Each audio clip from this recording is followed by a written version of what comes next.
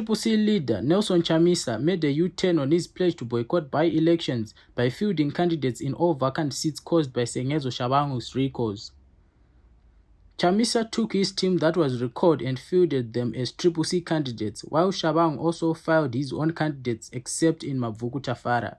Is that you have double candidates which have filed under the Triple C party, and that indicates that there are fissures within that party, and fissures are an opportunity for people to reach out to each other and engage and iron out whatever it is that is causing those rifts, so that an organization may move forward. Let me tell you how you judge an organization and its strength. An organization should be able to deal with its matters. It must have internal mechanisms to handle these shocks, the internal shocks. And once an organization is able to do that, it has matured, it is moving forward. And I have no doubt that this organization has the backbone to resist these shocks, has the ability to hold discussions on these different subjects or topics that are the subject of discussion. An organization that is robust, built on firm principles, a firm constitution, and firm leadership should really be able to withstand these shocks. Discussion within an organization and contestation of ideas is not really an unhealthy thing. What is unhealthy is our inability to handle those contradictions, our unwillingness to handle those contradictions, and our unpreparedness to handle those debates. But I can tell you that what it does, it divides votes for that particular party, and that might not augur well. I'm sure that the involved parties still have time to debate and agree and come to agreements on ensuring that they mitigate or reduce the double candidates. There's absolutely in my view, nothing to be gained by this current state of affairs. But at the same time,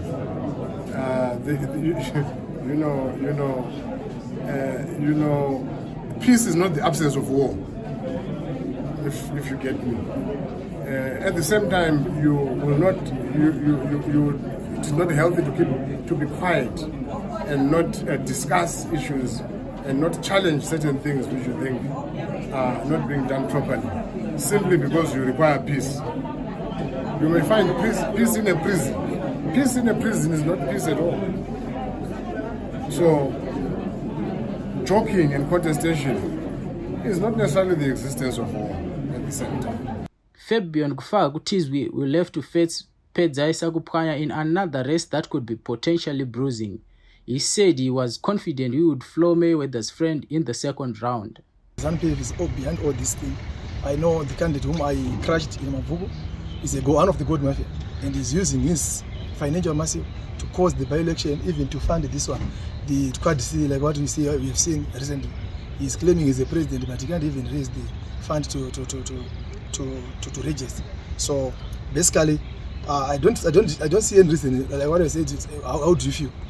This moment to me is just funny. I have no comment over this moment, because I've done what we've done on the 23rd, and we thought it's a closed chapter.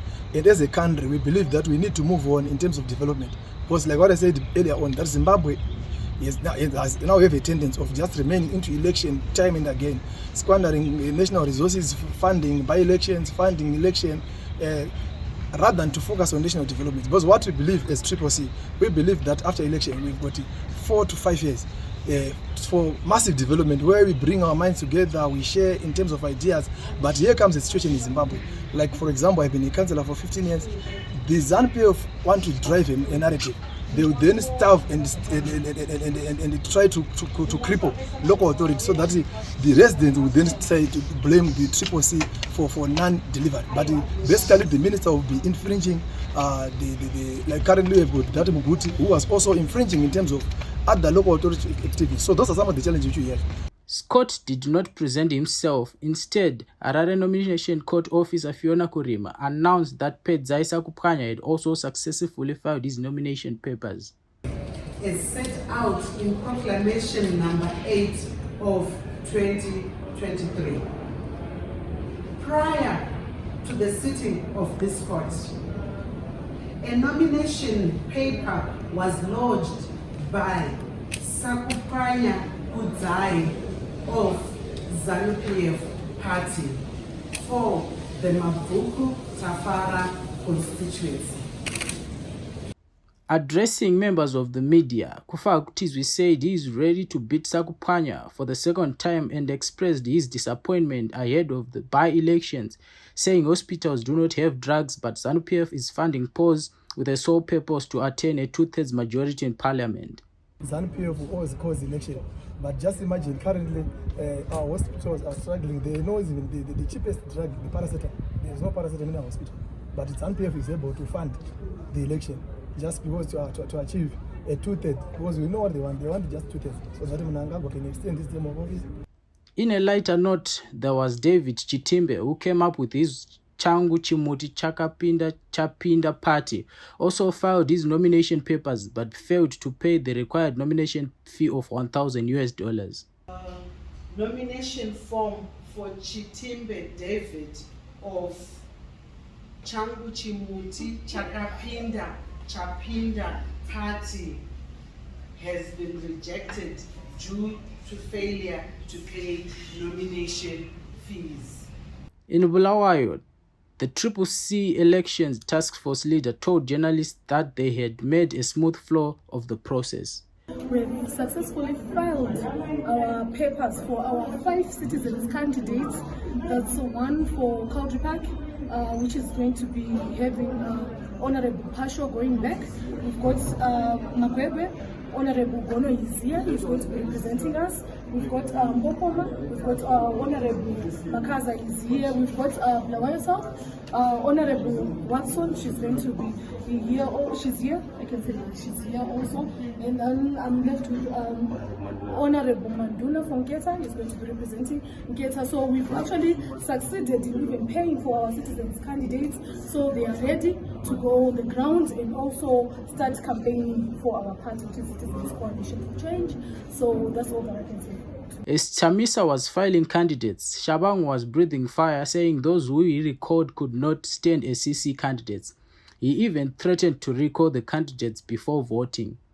Reporting for HSTV News and Current Affairs, Munoti Daeshe Mramba Swina, Rotondro.